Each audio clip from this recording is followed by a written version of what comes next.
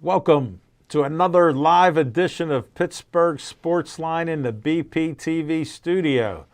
Thanks for watching us during our COVID time. We're masked up, social distancing. I'm Al Levine, the talking machine. Chip Hayner's here.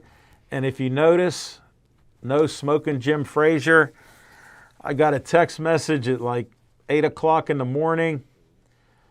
Hey, buddy, I'm in the hospital. I sent a message instantly. What happened? No comment.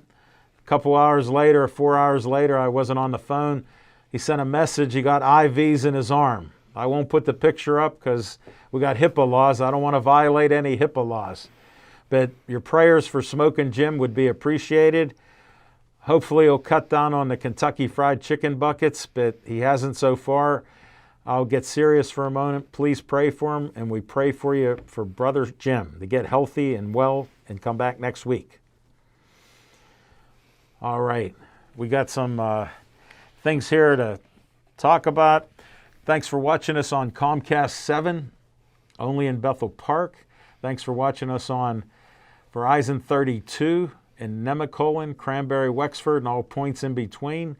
We appreciate you watching that.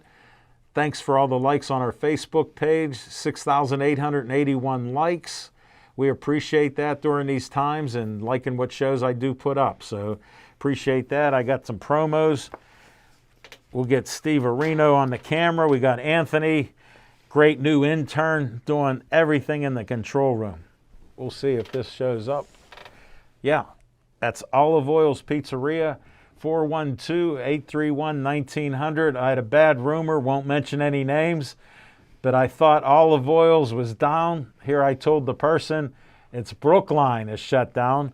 So I called the owner up to see what's going on. Frank said he's alive and well, and he can't wait to see me again, so he invited me to stop by just to see him. Well, I said I might need a slice or two, because all their food is great, great Italian food.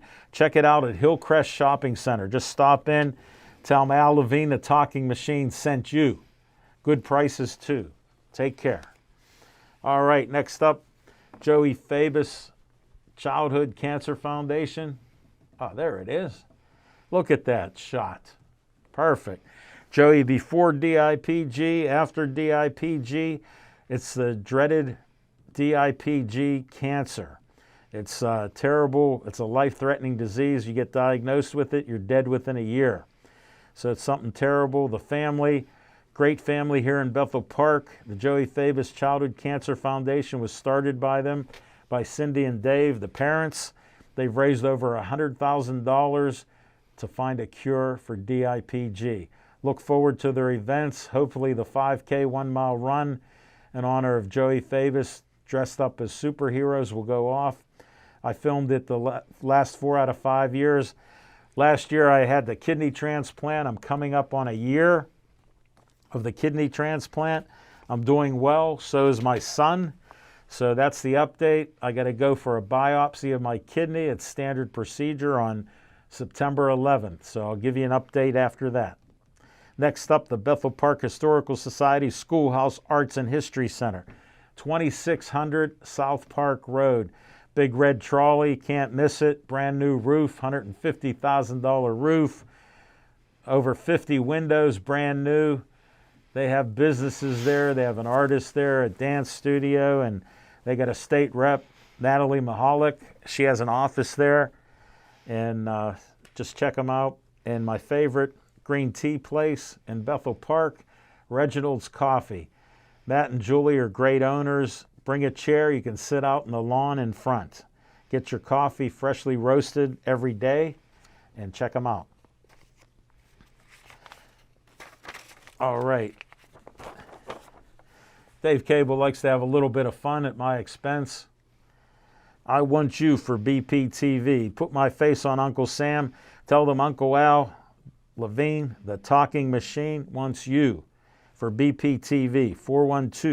412-831-3304. Tell Dave Cable you want to help out like Steve, who's going to be going into his senior year at Point Park. We're all proud of him. He's doing great.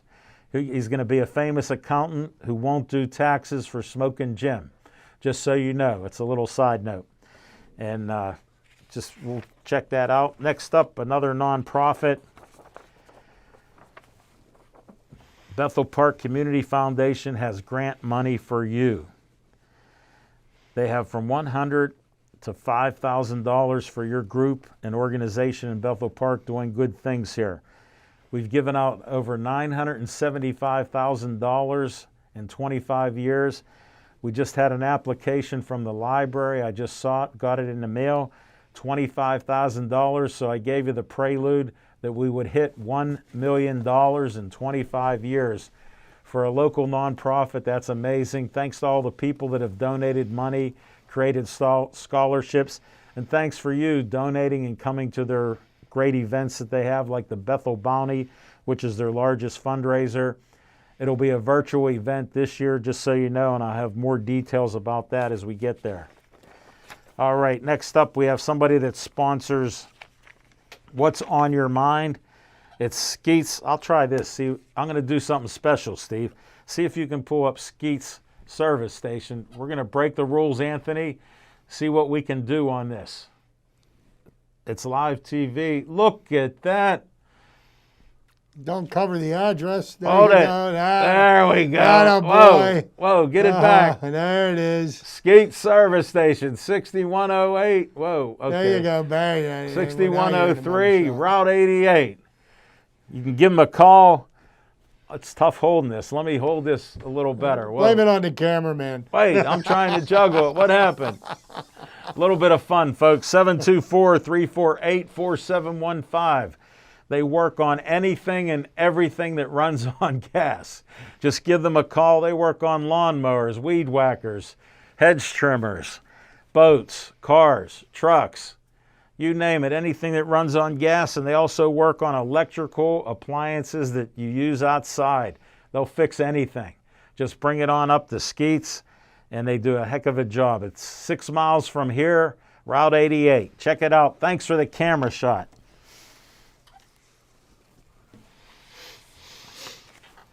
All right, we got to ignore Smoking Jim. Please get healthy. Chip Hayner, what's on your mind? Well, thank you, Alan, and good evening, everyone. And this mask was definitely made for TV, wasn't it? But anyhow, go Buccos. You asked me what's on my mind, and you know, we have expressed concern over sports coming back.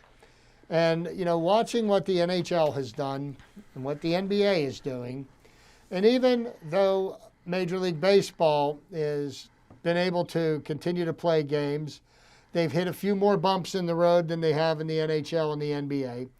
And, you know, the idea of keeping the teams that were in the playoffs in a bubble was a very smart move. They can control, it seems like they have had no outbreaks. And that's really great stuff. Major League Baseball is proving that even though they are getting a flurry of positive tests here and there, it hasn't shut down the season. No. And I think one of the keys to keeping the public safe, keeping the players safe, and everybody safe for that matter, is the fact that there are no fans at any of these sporting events. And it takes some getting used to. I sat and watched baseball games this weekend, watched the Pirates play on Saturday, watched them play on Sunday, and oh, by the way, wasn't that the Pirates that swept the Brewers this weekend? Yes, it was.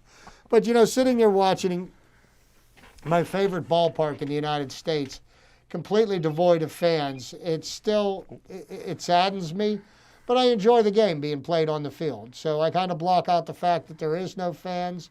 I listen to the fake fan noise, and I enjoy the game for what it is. And, you know, I was able to watch baseball and enjoy it. So now that leads me to the NFL. Ooh. And the NFL is, they're in training camps right now, and they have each team sequestered to a degree, but they are able to go home to their families at night. But they're tested daily, and they've run into a few flies in the ointment. They had 77 false positives the other day. They had 77 tests come up positive, and the Steelers held out 6 players from the Saturday night practice. And as it turned out, they were false positives. They were retested, and all these players showed up negative. But that gets me to my point of what's on my mind. You know, we've already got NFL football teams like the Eagles and the Giants and the Jets, and I believe there may be others, but those are just a few to name them, who have already said that they're not going to have any fans at the games. And I think that's a pretty wise decision, considering the virus and that it is still unchecked. There is no antidote for it. There is no cure. And yes, the majority of the people do recover from the virus, but a fair number of people don't. And some of the people that survive the virus deal with lingering effects of the virus. Now, there are some NFL franchises that are saying that they're going to have a certain percentage of people in the stands for the games. And, you know, I just question whether or not that's the right thing to do. And the first and foremost is the public's safety and health, okay? And I don't know if that really is such a wise thing to do. But more importantly, I'm thinking about the competitive balance of the league. If one team is not allowed to have fans in their stadium and another team is allowed to have fans in theirs, even though it may only be 25% capacity, so for 25% capacity for Arrowhead Stadium is about 16,000, 17,000 people.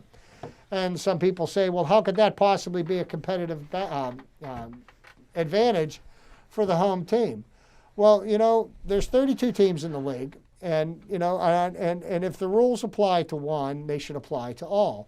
So if, you know, I would prefer to see no fans in any of the stadiums as opposed to having some teams have fans and some teams not, and then finding out 3-4 weeks later that we've got an outbreak of positive tests, people getting sick, people getting hospitalized, and all of that.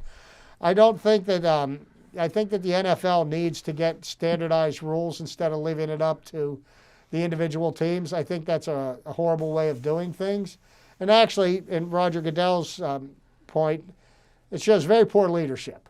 Somebody needs to be strong and take it. Now, you know, some people are saying, well, some of these owners are trying to recoup their losses. Well, you know, what about the owners that can't recoup their losses? You know, you're going to have losses this year anyhow. Okay? Like I said last week, you weren't here, Oakland Raiders that are in Vegas, $571 million in ticket sales, no fans. No fans. So there's no fans. So you know what? They're giving it away. You know what?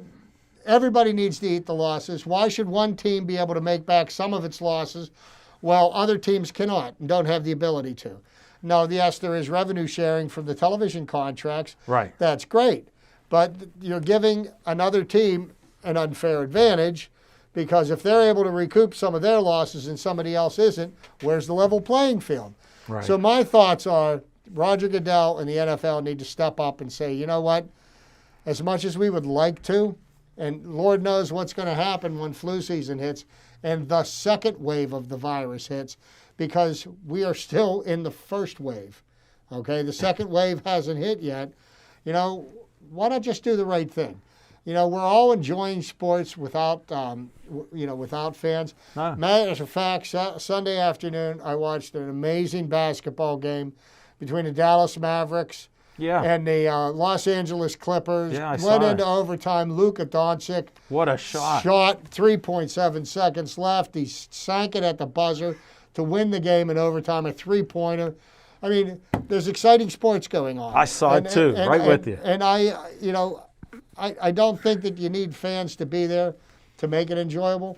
Matter of fact, the Indianapolis 500 usually seats 500,000 people. I watched it, not a single soul there. Yeah. It takes some getting used to, but if you're watching sports just for the sport itself, you get past that. So my thoughts are where my head's at. The NFL needs to just come out and say, you know what, we're going to play this season with no fans in the interest of the public's health and safety. That's what's on my mind. From one sports fan to another, I agree. Jim, if Jim wasn't in the hospital, what's on my mind would have put him in the hospital. You know it's an essential sport. Yeah. You have to play it, and he doesn't believe it's for real, so we'll see what happens. Oh, well. What's on my mind? I'm a Pirate fan who knows they're rebuilding, so I understand. I've been patient, and like Chip, I watched them this weekend. I was shocked after one win because I was doing the math real rough with their record, and I just said before that first game we saw, I said, my man, with just the numbers and the facts and multiplication, they're around 12 wins on this season. I go, that's unheard of. He goes, yeah, Dad, that's worse than I thought they would be.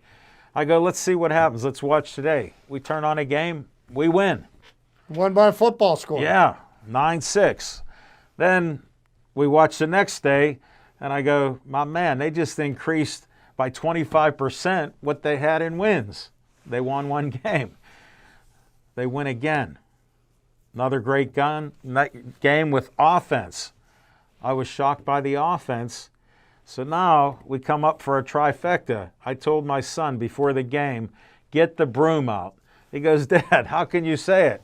I go, I always believe like the Gunner said, when you're on a winning streak, you believe you're going to win. When you're on that losing streak, until you lose, that's the hidden vigorish. The hidden vigorish. And that's why I threw the longer a losing streak lasts, the closer you get to the end. He goes, Dad, where do you get that stuff? I said, from the Gunner.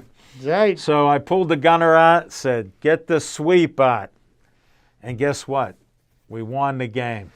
And in stunning fashion. Yeah. Much maligned Gregory Polanco hits I was waiting for you, yes. A 2-run homer in the bottom of the 8th. I let you steal my thunder because we both talked about Polanco.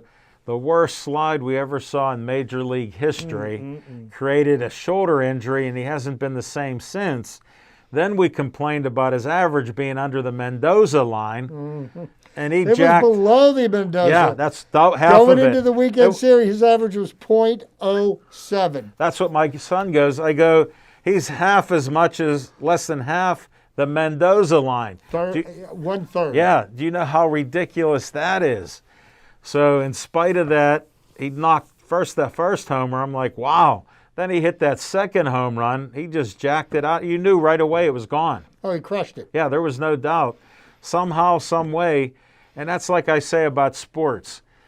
You don't know. Like in the NFL, they'll go, this team may not win a game, and we've seen it, but on any Sunday, you got the best players in football playing. In baseball, you got the best players on all the teams. Even the worst team, they're better than a lot of minor league teams.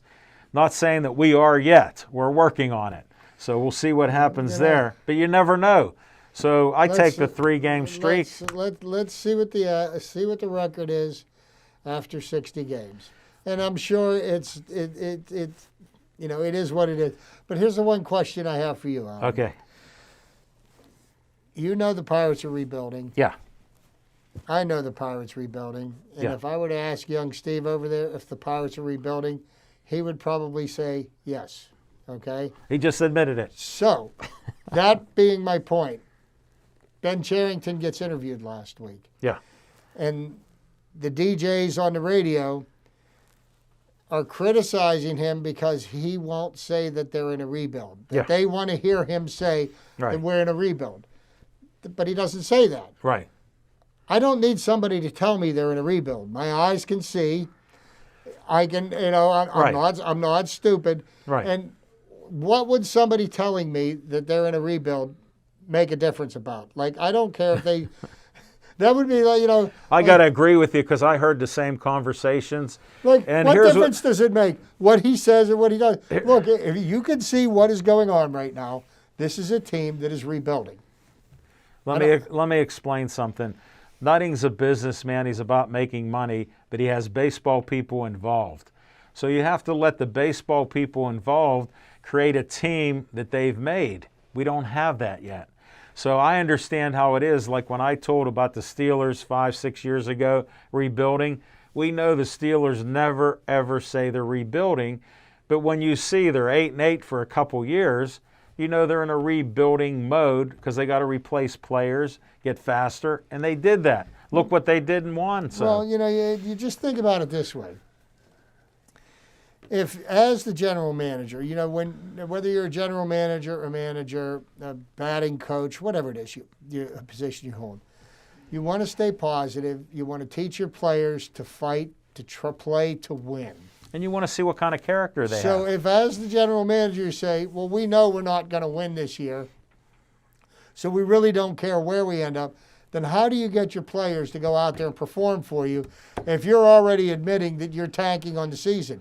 You don't do that. You get your players to play to win all of the time. You give them the hope that they are capable of winning, and they are. There's a lot of players that are having bad starts to the season, and if you look at the injury list on the Pirates pitching, yes, it's longer. It's than happening any, again. It's longer than any in Major League Baseball, and I'm not making excuses, but you know what? They do have players that are capable of winning games. Last weekend was a perfect example. Oh, yeah. No, and hey, I like watching baseball. You watch sports as long as we have. I'll give you my baseball story. Greentree didn't have a big community.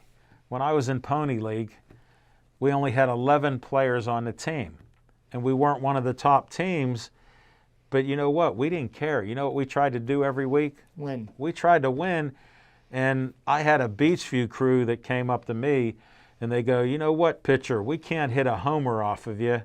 And I said, I think I struck out a bunch of you guys.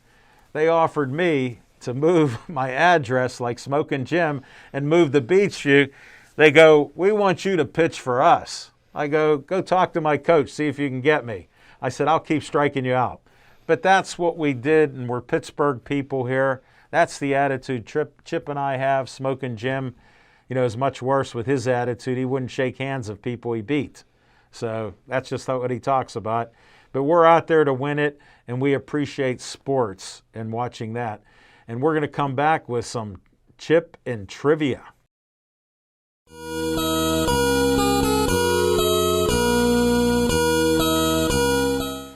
All right, everybody, back to the trivia for this week. So interesting things are happening in the world of baseball this year. A 60-game season. So, with a 60-game season, what are we doing with the 60-game season? Is this a true season? Will there be a real champion out of this year? And what about records that are either broken or not broken this year? Will they count, or will there be an asterisk? Well, one of the records that we have up until maybe this year thought was unattainable again, being that the record has not been broken since 1941, which was the last time somebody batted 400 in the major leagues. So far this year, DJ LeMahieu for the New York Yankees is batting .411. And Charlie Blackmon for the Colorado Rockies is batting over 400 for the season so far. Now, the season isn't over yet. Anything can happen. But, if these two gentlemen were able to bat 400, will there be an asterisk? Well, we shall see. So that got me to thinking, I want to go through to find out exactly how many times in Major League history somebody has batted 400. Whoa. And I came up with 28 times. 28? Wow. 28 times. The highest recorded batting average in a season in Major League Baseball was in the dead ball era by Hugh Duffy at a batting average of .439.7. Wow. That was in 1894. Next up, Tip O'Neill, .435.2 in 1887. I thought he was a congressman or something. May have been. May have been. Number 3, Ross Barnes, batted .428.6 in 1876. Wow. Now another Hall of Famer, Nap LaJoie, .426.5 in 1901. Wow. Then the gentleman who made the phrase, popular or famous of hit 'em where they Oh. ain't. Willie Keeler Yeah. batted .423 in 1897. Next up, Rogers Hornsby, Yeah. .423.5, What a hitter. followed by George Sisler at .419.8. That was in 1922. Rogers Hornsby in 1924 batted .423.5. Wow. One of the few players that's on here more than once. Probably one of the greatest hitters in the game. Ty Cobb, Yeah. .418.9 in 1911. Tuck Turner at number 9. .417.9 in 1894. Same year, Sam Thompson, 1894, batted .414.6. Wow. So what a batting race that was that season. Yeah. Um, Where was the pitching at?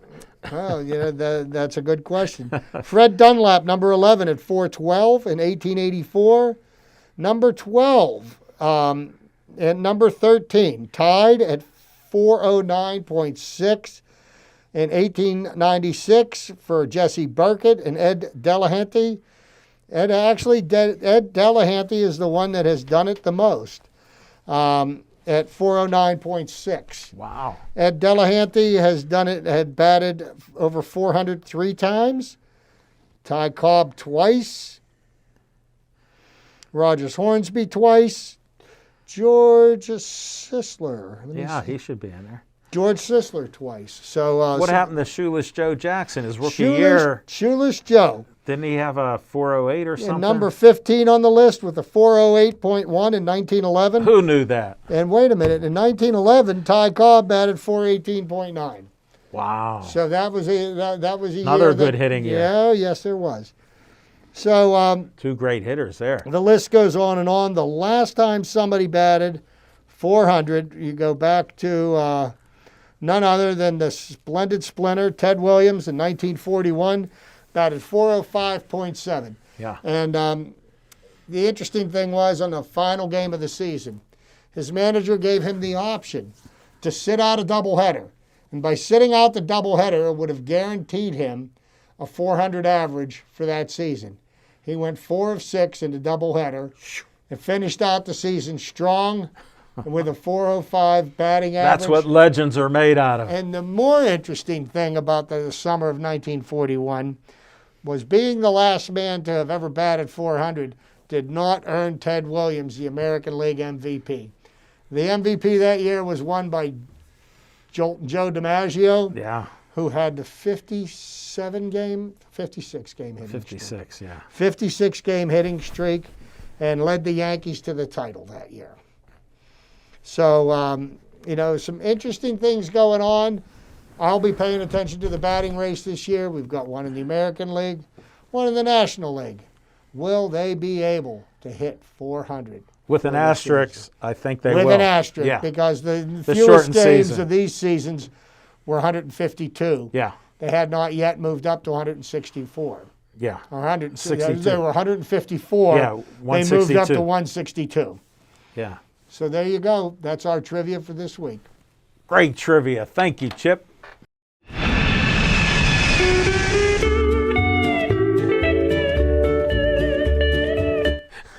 Thank you. Welcome back. Thanks for not changing that dial. Verizon 32 or Comcast 7, we appreciate you. On location's a little bit weak. We still have the possibility with Master Zhang out in Wexford at Taekwondo. Zhang Taekwondo, right in Wexford. Check them out. Great Master Kang there and a great studio. Just a little preview. They had so many trophies. They had 3 shelves of trophies along the walls. One was a very long wall and 2 other back walls. Tons of trophies that his students have won. So we'll check that out. I was talking about the gumbo thing on August 22nd. Well, they had it, but they changed location and notified me only a couple days before, and it was on Draper Street at a VFW in Homewood it was. So they had an event. I think they had gumbo available for like 12:21, so there was people there. They practiced social distancing. I think they had some musicians. Didn't get a lot of reports on it, but I heard they honored Roberto Clemente that day like they wanted to with We 21. We're supposed to do something with them in September, but I'm not real positive about it because they've had some issues out in the area there with the Afro-American Musical Institute with some deaths of people there. So they're a little worried about the COVID there with an event. So we'll stay tuned for that. We're looking to possibly open up when we see if restaurants can open up to 50%, or maybe somebody could set us up in a show that's out on the patio where they can have 50% people. So I'm looking into a couple possibilities. We'll see what happens. But we're going to come back with the commercial that Anthony has come up with. Can't wait to see it. So we'll be back.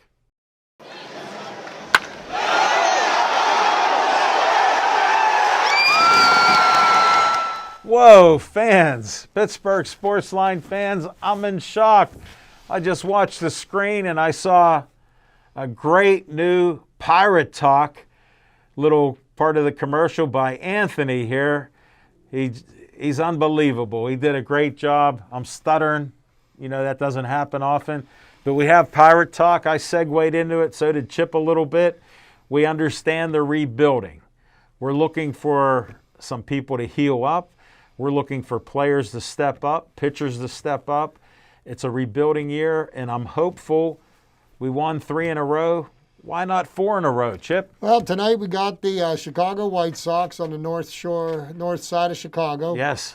We got the White Sox tonight and tomorrow night. Yeah, just a 2-game series. Yeah, and then we're off to St. Louis. Yeah. The Pirates are on an 8-game road trip right now, and we'll see what happens. There's a reason why they play the games. And the interesting thing about this year's baseball season, we are now 6 days away from the trade deadline.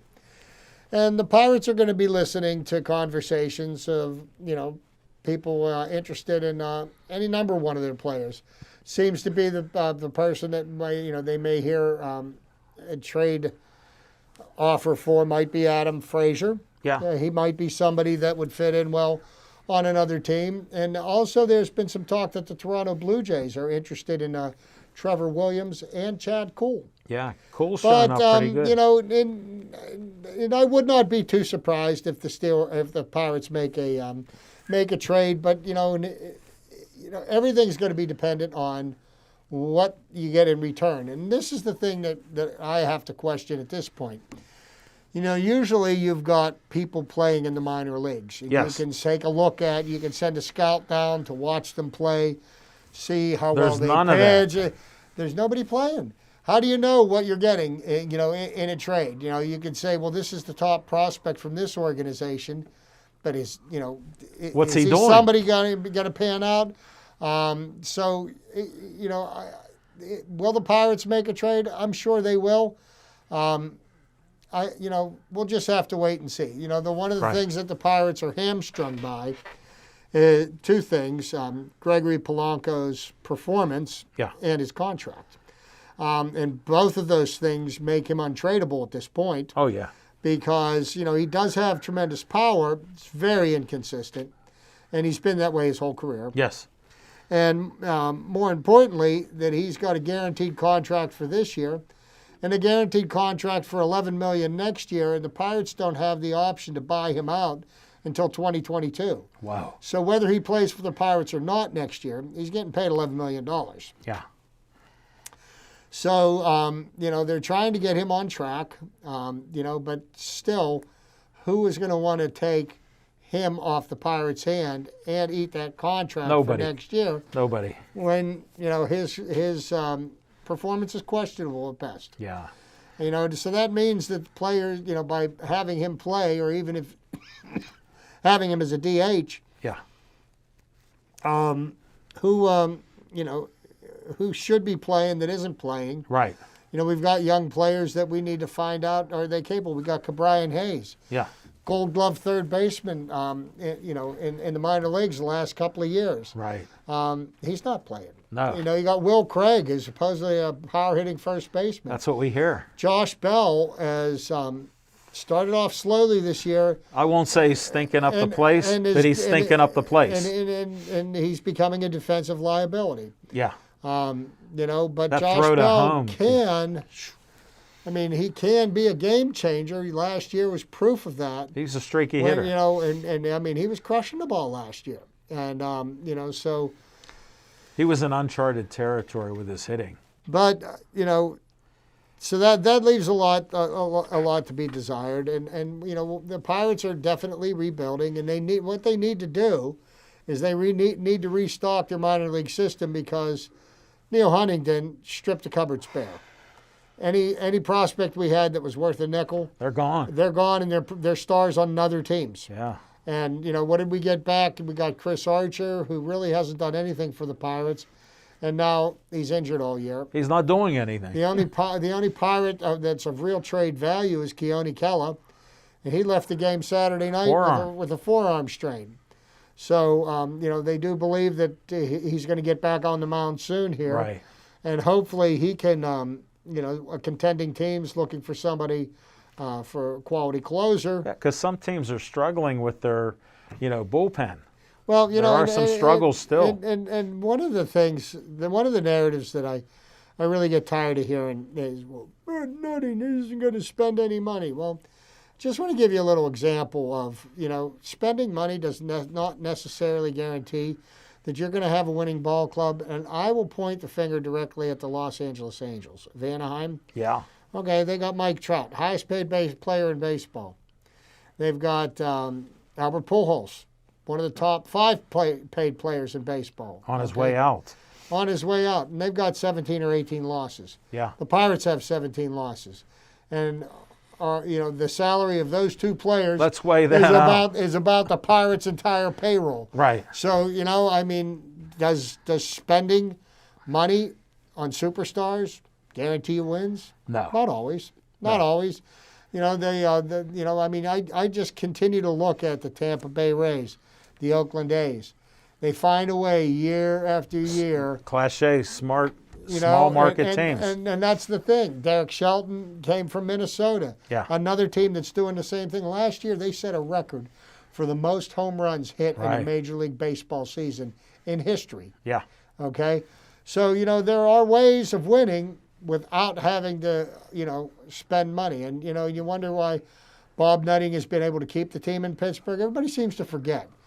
The last 3 or 4 owners of the Pittsburgh Pirates almost had to run the team out of town because they couldn't afford to make payroll. And why was that? Because they're overpaying for aging players, trying to appease the fan base. We saw it way too many times, remember? Yes, exactly. But people forget that, because, you hear a narrative and the narrative's pushed forward and, it just... What did you do for me today is all people know. Everybody says when you run a business, I guess people think that it's okay to spend more money than you bring in because that's the way you keep a business successful. Maybe they don't own a business. No, and maybe they never will. We digress a little bit. They will not. I'll just confirm that. They will not. So there we go. There's a lot of things could be happening this week, and here's what I like to do. Sit back and wait and see what does happen instead of talking about what if. And I'll take it another step. I enjoyed baseball, and I suffered through some games, and I didn't watch all the games. But guess what? When they won, I was there for 9 innings. I enjoyed the game, and it's much more fun, I'll be honest with you, when we're scoring runs. No, it is. It is. But you know what, though? There's something to me. I love a well-pitched 1-0 ball game. Oh, me too. 2-1 ball game. That's won in the bottom of the 9th inning or something like that. I'll take that every time. I can remember opening day 2014. Watched that game. Nothing into the bottom of the 10th. Neil Walker gets up, hits a home run to walk off the game. Yeah. It was a great ball game. When you've got a game that's especially for a Pittsburgh kid, going into the 9th inning, every single pitch means something. Every play means something. You can't afford to. Oh well, we'll make that up later. Yeah. You've got to be on on the balls of your feet. Sure. And ready to make a play. Sure. But that's so much for Pirate Talk. That's our Pirate Talk. And I wanted to bring up a subject now, PIAA. After Governor Wolf said he doesn't recommend any fall sports, but he said it's just a recommendation, PIAA had a vote, and they're going to start the season, I think, next week. Well, and without fans. Well, and here's the thing. I do believe that sports is important, and I do believe that, that for the health and well-being of the children, that it is important. Yeah. Here's the one thing that I question. And you got these professional sports franchises, Major League Baseball, multi-billion dollar institution. You've got the NFL, which is a multi-billion dollar institution. They have the resources to be able to test, to assure that people are safe. Where is the resources for these high schools? Where are they getting the money to pay to have these players tested and to really assure people's safety? How frequently are they being tested? Right. And where's the money coming from this? Right. Because you've got school districts that, have considerably less money than some. You got a school district like North Allegheny or Upper St. Clair. West Allegheny. They've got the resource. They may have more financial resources than, say, Avonworth. Yeah. Or Brentwood. Okay. So. No, that's a good point. So, how do you assure the children's safety? And and I say, people are complaining, well, these parents aren't going to get to see their kids play. Well,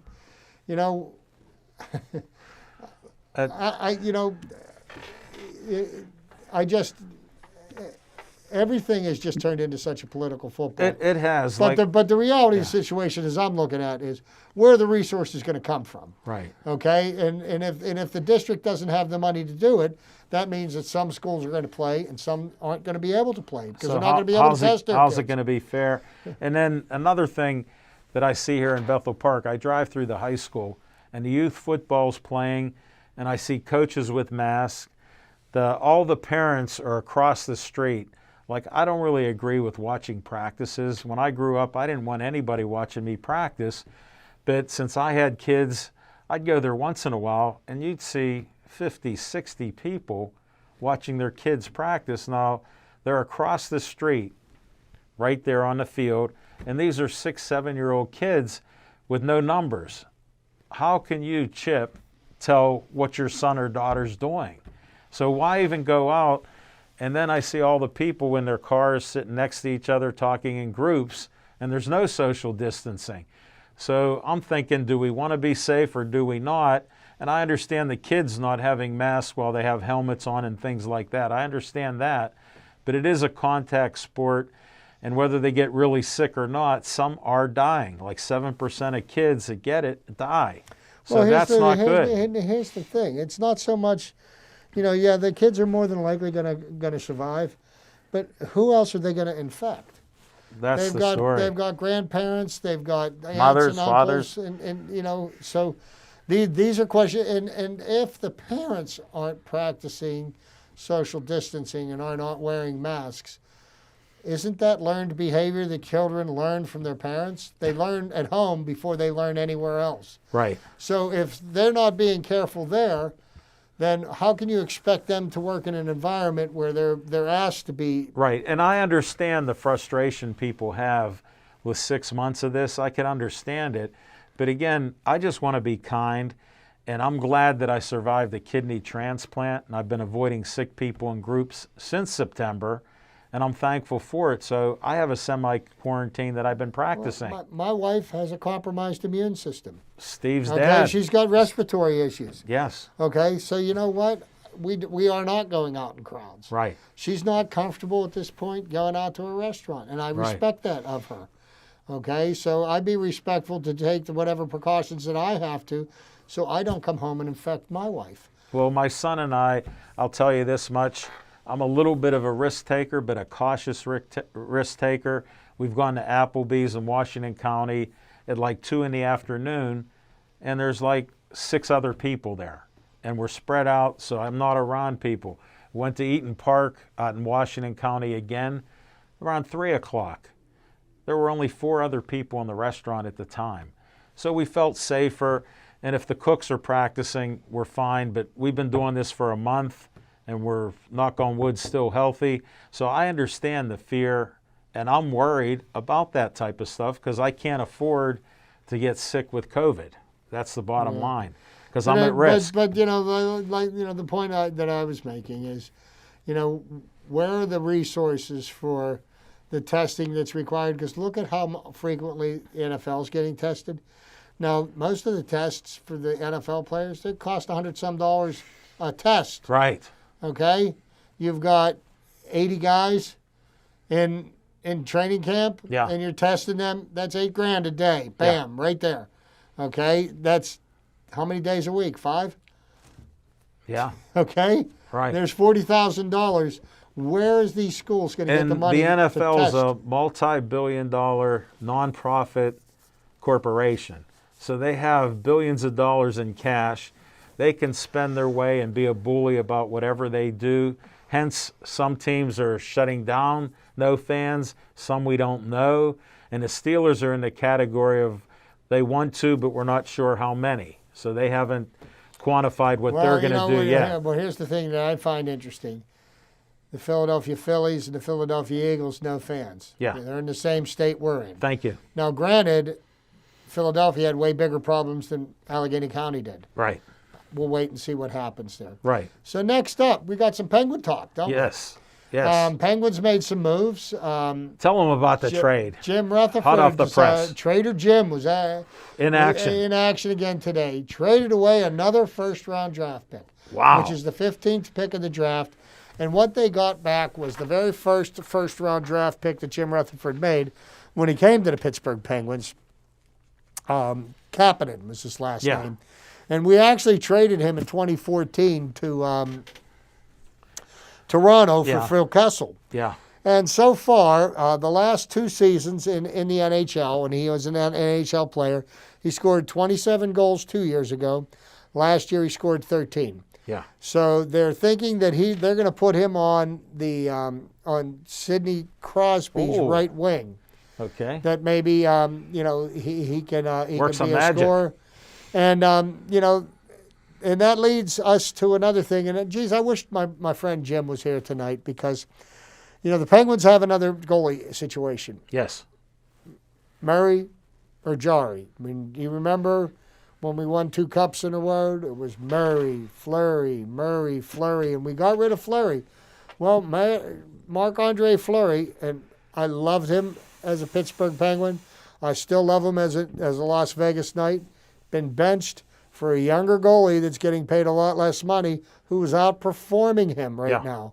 And now Marc-Andre Fleury's agent is saying that the coach of the team stabbed him in the back. Well, the coach of the team, if he's doing his job, he's putting the best man between the pipes, the man that gives him the best chance to win. So it's Rutherford said that the Penguins are probably going to have to trade one of their goaltenders. Murray's gone. Who is it going to be? Murray. Because, here's what. Even though there are teams that need a good goaltender, there's not a lot of interest in Matt Murray. No. No, I think. Look what he's done since his Matt Murray started out at the top of the top of the 2 cups, heap. 2 years. And what happens is when you are the top man on the post, everybody's taking shots at you, and he's been exposed. Yeah. And hence the glove. So how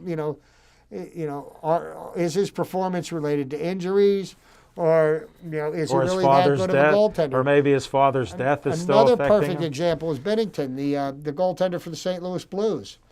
It was unbelievable last spring. Not so much this year, because everybody was gunning for him. So there's going to be some interesting things there. Now getting to hockey, you've got the Flyers. Yeah.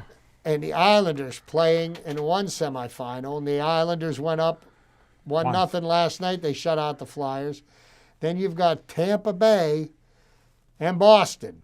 Yeah. Okay? And Tampa Bay has been on fire. They have been. But you can't count out Boston. Boston went to the finals last year. Then you've got over on the on the West Coast, you have Vancouver and the Las Vegas Knights. Yeah. And you've also got Colorado and, oh, geez, who is Colorado playing? That's what I lost that. I just went blank. Yep, I just went blank. Yeah. But either way, we're down to the final 8 in the NHL playoffs. We're in the first round of the NBA playoffs. Everything seems to be going well in both bubble sports. Right. The NHL and the NBA, some great games being played. Chip, we talked about it. Bubbles, like Fauci said, will work. He's been proven correct. Running the bubbles seems to work, and not running a bubble, like look at the Cardinals are 9-8. Look how many games they've missed. The Avalanche are playing the Dallas Stars. Okay, there we go. No, now we know. No, that's good. No, but the bubble teams with the NHL and, it makes sense. And NBA, look what they've done. NBA, have you heard of anybody even getting sick? No, I have not. There's been 0 positive tests. NHL. Because what happened was a couple of players foolishly broke the bubble, broke the protocol, and the penalties were stiff 50. enough. You break the bubble, you got to go into a 10-day quarantine at $50,000 a day. Right. Fine. You fine somebody $500,000, guess whose attention you got? You got mine. Definitely. So, we got that. Another interesting thing happened in sports this past weekend. Dustin Johnson won a golf tournament with a 30 under par for 4 rounds. On Saturday, a young man, not Dustin Johnson, shot a 59. Yeah. In the third round of the tournament. Dustin Johnson had to sink a 45-foot birdie putt to equal him with a 59. Missed that putt, knocked it in for a par for a 60. Wow. But 30 under par, okay? Wow. Just think about that for a minute. There has not been nobody has won a PGA Tour event by as many strokes as he won on Sunday, which was 14, since 2004, and it was Phil Mickelson. Get out. Wow, Yes. I didn't realize that long. Yeah, so Yeah. Pretty amazing accomplishment. We've got a 2-time winner of the Indianapolis 500. Yeah. 2 years in a row. His last name's Sato. Yeah. A heartbreaking thing about it, Scott Dixon, who was one of Chip Ganassi's drivers, was riding hard on his rear end. They get down to 3 laps. Somebody wipes out, and the race gets completed under the caution flag. And if anybody knows anything about racing, like my friend Jim does, they know that there's no passing once you're under a caution flag. You hold your position. So they hold their positions. So he won the race under caution, which kind of is a little bit heartbreaking, to go that close. You want to see them going full throttle all the way in. No doubt. Another football story. This caught my interest. 67 of 130 major college football teams will be playing. The other 67 will not be playing. So that's interesting that only half of the teams are going to be playing football, Chip. Well, for now. Yeah. But have you seen what's been happening on campuses? Don't get me started. Because, there's outbreaks all over the place. Look at Notre Dame. And these college football athletes, they are not employees. They are teenage kids. Yeah. Teenage kids, when they get away from home for the first times in their lives. Alan, there was a time you and I were both teenage kids. This hair wasn't always white. Yeah, and it was dark. So there was a time when we were young and foolish. And I could promise you, when I was 19 years old and something like this would have come around, I would have been the loudest guy screaming that it's a bunch of BS. And I'd have what been about out, my rights? And I would have been out acting a fool. But, with age comes wisdom, Understood. So, No, but we'll see. I just wanted to bring that up. Yeah, I like I said, I hope it happens. I'm skeptical. Yeah. And we got to see that. No, it's just these are troubled times. They're crazy times. I just want to thank Jono for the great Three Rivers Stadium. A lot of great history there. We appreciate this painting by Jono. So it's always nice to have that center stage with me and Chip. So you can't go wrong. Look at that. Looks wonderful on TV. But I want to thank all of you for watching Al Levine, the Talking Machine, Chip Hayner, and prayers for Smoking Jim Frazier. We're glad we could entertain you for an hour tonight. We appreciate you watching and tuning in. And thanks again for all those likes on our Facebook page. I want to thank you and sign off and say, please stay Joey strong.